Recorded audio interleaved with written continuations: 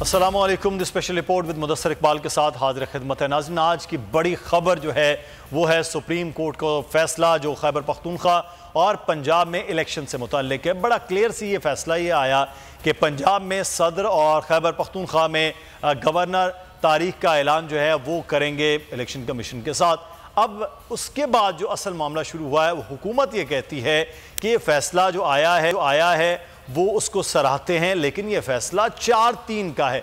यानी वो ये कह रहे हैं कि जो 2 जजेस जिन्होंने इख्तलाफी नोट लिखा वो 2 और 2 फिर जो जजेस इस बेंच में शामिल रहे वो लोग, ये 4 और फिर 3 जजेस जिन्होंने ये फैसला दिया कि इलेक्शन करवाए जाएं, ये 4-3 है। ये मामला कानूनी माहिरीन से ही जानते हैं कि यह मामला असल क्या है कि जब एक बेंच मौजूद हो, 4 लोग उससे अलग हो जाएं, क्या वो बेंच बरकरार है? ये फैसला जो दिया गया है क्या वो 4-3 से है या वो 3-2 से है? क्योंकि इसको समझना बहुत ज़्यादा ज़रूरी है। हमारे साथ इस वक्त मौजूद हैं राजा आमिर अब्बास साहब, माहिर कानून है, बैरिस्टर आपके वक्त का।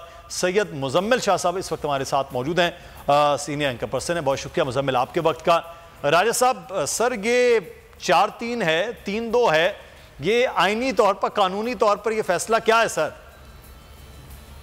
देखिए, ये बड़ी एक मज़ाक़ा खेज़ सी बात की जा रही है 4-3 वाली, और इस सिलसिले में आज मेरी ज़ाती मुलाकात जब हुई वज़ीर कानून से, जब ये बात उठी तो यकीन कीजिए कि मेरी हंसी रुक नहीं रही थी, जिसपे वो खुद भी हंसती है तारड़ साहब।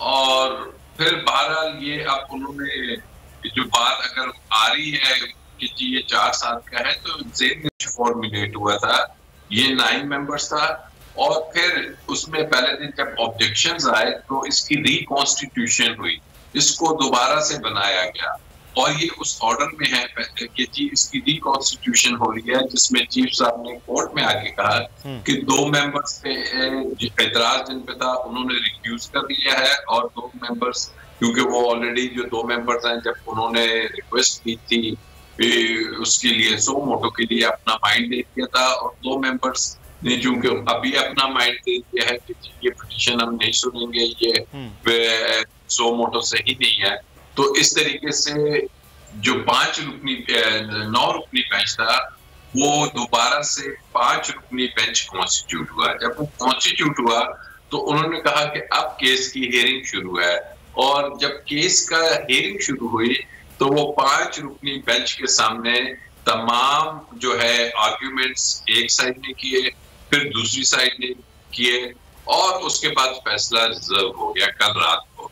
तो जब फैसला आया तो जिसको हम ऑर्डर ऑफ द कोर्ट कहते हैं या जजमेंट कहते हैं, उसको अगर आप देखेंगे तो उसके नीचे 5 जजेस के साइन है, 7 के नहीं है, और उसमें जो फैसला है उसमें 2 ने इख्तिलाफी नोट लिखा, 3 ने ये पिटीशंस अलाउ की, और उन्होंने जो है वो इस पॉइंट ऑफ व्यू के हक में फैसला दिया कि 90 डेज में इलेक्शंस होने हैं, आईने पाकिस्तान में ये लिखा हुआ है।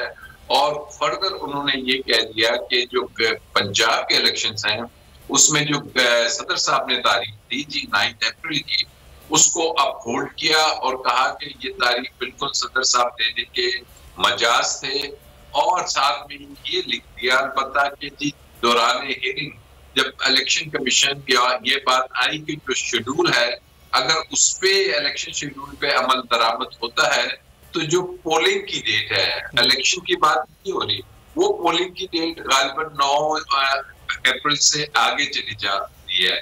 तो उस पे उन्होंने कहा कि ठीक है, इलेक्शन स्टार्ट कर दिए जाए, जो अभी फैसला आया है, और सदर ममलिकत डेट अनाउंस करेंगे। हाँ, अलबत्ता अगर पोलिंग की डेट कोशिश की जाए कि जितनी मुमकिन तौर पे वो उसके करीब होगी, मिनिमम होगी 9 के, वो पोलिंग की डेट दे दी जाए, इलेक्शन की बात नहीं हो रही।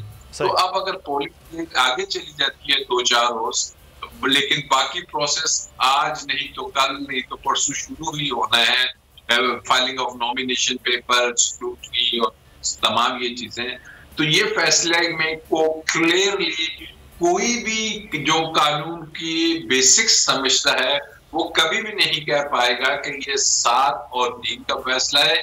ये बेंच, इसको आप अगर फैसले को देखें जिसके ऊपर बेंच का लिखा हुआ है 1, 2, 3, 4, जस्टिस उमर अतिया बंदयाल, उसके बाद बाकी 4 जजेस के नाम लिखे। यहाँ पे कहीं 7 जजेस के नाम नहीं है।